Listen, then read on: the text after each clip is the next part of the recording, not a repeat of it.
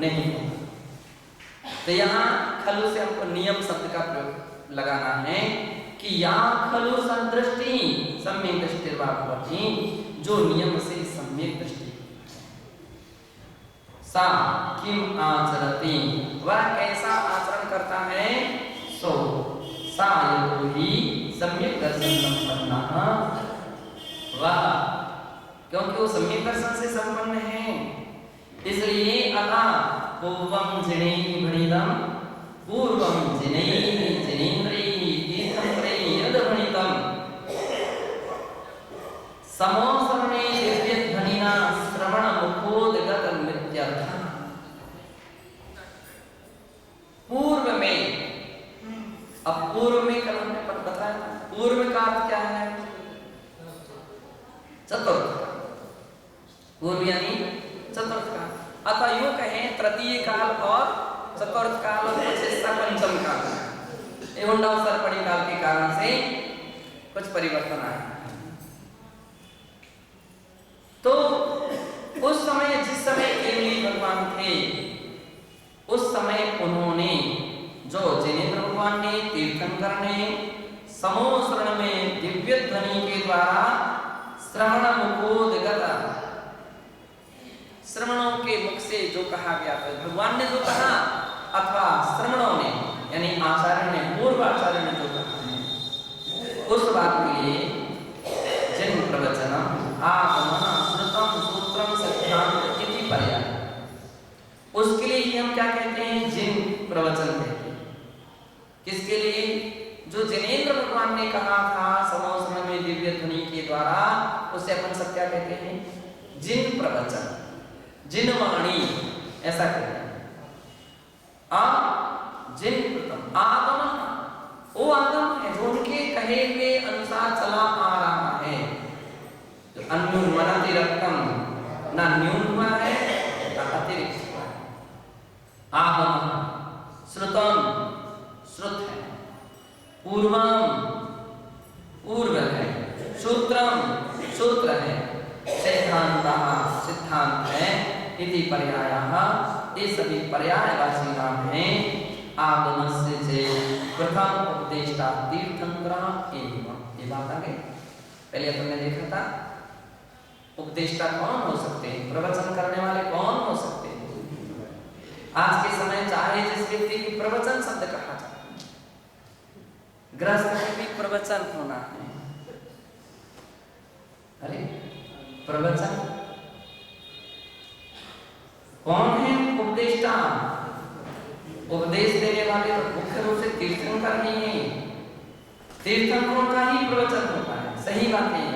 उपदेष्टा तीर्थंकर ही होते हैं, इसलिए कहा गया आगमस्य चे प्रथम उपदेष्टा तीर्थंकर एव ही, तीर्थंकर ही हैं और कोई दूसरे नहीं। अतः सर्वप्रथम आगमशोद्गम तीर्थंकर मुखादेव, इसलिए सबसे पहले जो उपदेश हुआ है वो तीर्थंकर भगवान के मुख से ही हुआ है। वो प्रथम उपदेष्टा है, प्रथम उपदेष्टा। इति पूर्वम, इति पूर्वम, इति पदेन सूच्यते, पूर्व ऐसा जो हमने कहा है, तो पूर्व में जो कहा है यानी किसने कहा, तीर्थंकरों ने। एक वाक्य से पूर्वम शब्द आचार्य महाराज कुंद देव ने इस गाथा में दिया, इससे सिद्ध हो गया कि भगवान जिनेन्द्र ने जो कहा था वह ही। अतएव अष्टादश दोष रहितः तथा अनंत चतुष्टय संपन्न वर्धमान स्वामी। अबे कौन है, तो अपने लिए तो साक्षात जिनके शासन में रह रहे हैं वो तो महावीर भगवान का शासन चल रहा है। किसका, तीर्थंकर महावीर स्वामी के। हर तीर्थंकरों का अपना अपना समय रहा है। अब महावीर भगवान का कब से कब तक चलेगा, जब तक दूसरे तीर्थंकर नहीं हो जाएंगे तब तक महावीर वीर शासन चलता रहेगा। पार्श्वनाथ भगवान के लिए जब से केवल ज्ञान हुआ, जब से केवल ज्ञान हुआ तब से लेकर के जब तक महावीर भगवान को केवल ज्ञान नहीं हुआ तब तक वो पार्श्वनाथ शासन था।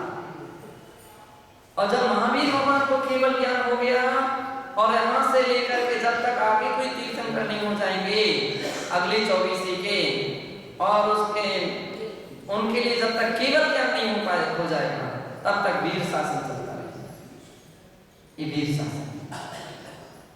तो यहां कह रहे हैं इस प्रकार से कि अतएव अष्टादशरो दोष रहिता, उसका भी विशेषण जुड़ रहे हैं। महावीर तो कई शब्द संप्रदाय में शब्द आ सकता है, कोई भी किसी को भी महावीर कह सकता है। हम लोग इस समय शुल्लक में थे तो संस्कृत पढ़ने के लिए, चूंकि हमारे स्कूल में भी संस्कृत की पढ़ाई हुई थी, लेकिन फिर भी और उसको भूल ना जाए मजबूत करने के लिए एक ब्राह्मण पंडित लगाए गए। अब उनको लगाया गया तो पहले तो उन्होंने बहुत सारी अपनी अपनी हिसाब की बात कही, ये भी कर लेंगे, वो भी कर लेंगे, इस टाइम पर हम आ सकते, उस टाइम पर आ सकते हैं। अरे और तो क्या, हम ऐसे बैठेंगे और पढ़ने वाले ऐसे बैठेंगे। हाँ, महाराज ने सब सोचते सोचते महाराज ने कहा पहले इंटरव्यू कीजिए, महावीर अष्टक दिया, इसका सब घटित कर दिया उन्होंने। महावीर कौन? महावीर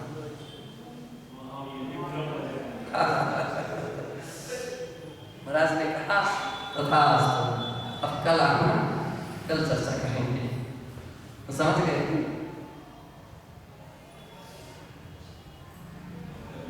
तो वक्ता की विशेषता दे रहे कि महावीर यानी कौन? जो 18 दोषों से रहित हैं,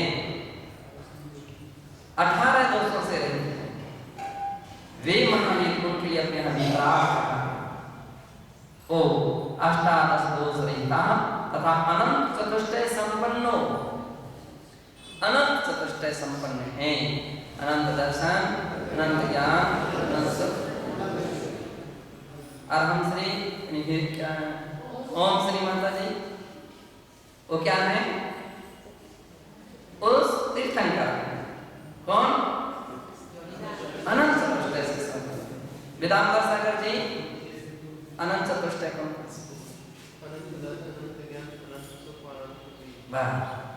इस प्रकार से जो अनंत चतुष्टय से संपन्न हैं वो वर्धमान स्वामी, वे क्या हैं? वर्धमान स्वामी हैं। विश्वभूषण सागर जी वर्धमान स्वामी कौन से तीर्थंकर हैं? 24वें तीर्थंकर कौन से भगवान? वर्धमान।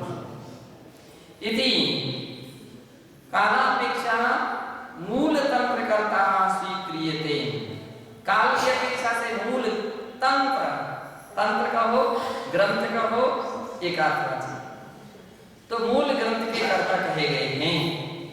उत्तर ग्रंथ कर्ता गणधर पर्वतया, अपन लोग स्वाध्याय करते हैं तो पुराने समय में आज भी एक प्रतिज्ञा वाक्य पढ़ते हैं मंगलाचरण के रूप में।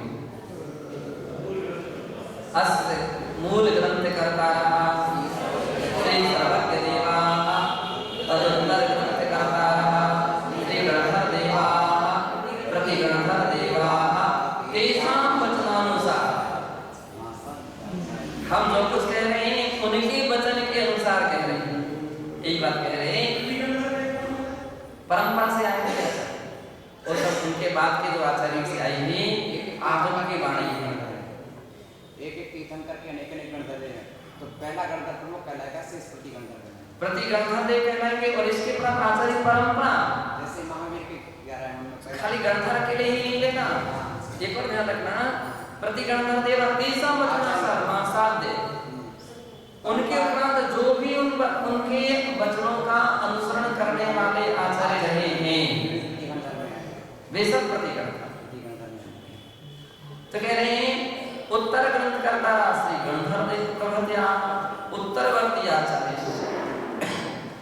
उत्तर ग्रंथ कर्ता गणधर आदि जितने भी उत्तरवर्ती आचार्य हैं वे सभी प्राग निरूपितम एवं, जिन्होंने तत्व का पूर्व में व्याख्यान किया है, ऐसे आचार्य भगवान हुए हैं।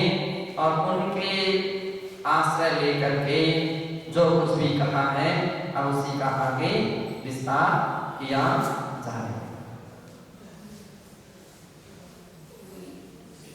अथ पौर्वाणिक अपराह्न स्वाध्याय श्रवण क्रियायाम पूर्वाचार